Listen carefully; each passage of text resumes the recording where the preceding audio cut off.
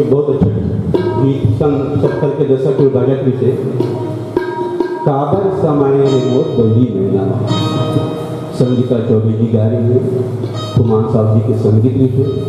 सुर श्रृंगार में उस समय रेडियो के साधन सुर श्रृंगार में सुनने की सबको कई हो गए, वह गीत ला हमारे कलाकार द्वारा। इसके बाद हमारे संबंधित प्रकाश देवानंद जी हैं, बहुत बड़े कलाकार आदरणीय महादेव वाणी जी हैं, और हमारे क्षेत्र के जन्म कलाकार वही सुनना है।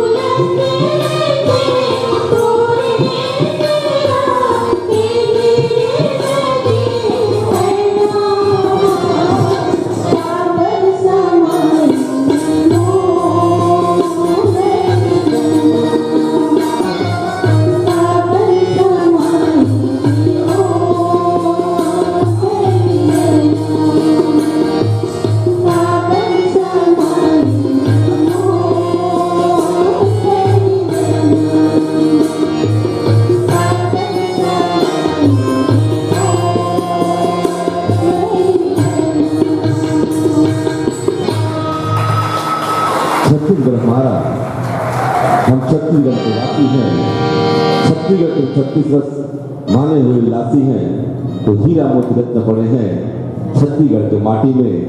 इस माटी में खड़े हुए हैं गौतम गांधी राम। ऐसे पुण्य धरा को सशक्त मेरा प्रणाम, ऐसे पुण्य धरा को सशक्त मेरा प्रणाम।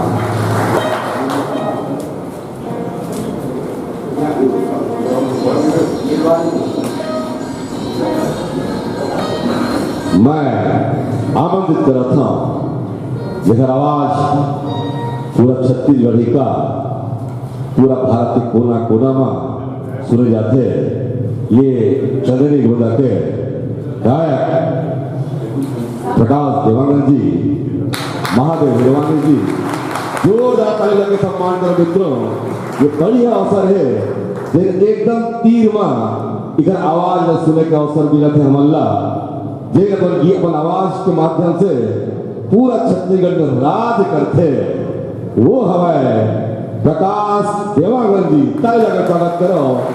और आमंत्रित करता हूं मैं महादेव हिरवानी जी का। पहली बिल्कुल प्रकाश भैया आकाशवाणी सिंगर फिरपुर राम जी साहू के हमारी से आए हुए हैं। हम आयोजक समिति की ओर से भाई फिरपुर जिला हृदय से अभिनंदन करते हैं और सादर आमंत्रित हो आप मंच में फिरपुर राम जी साहब।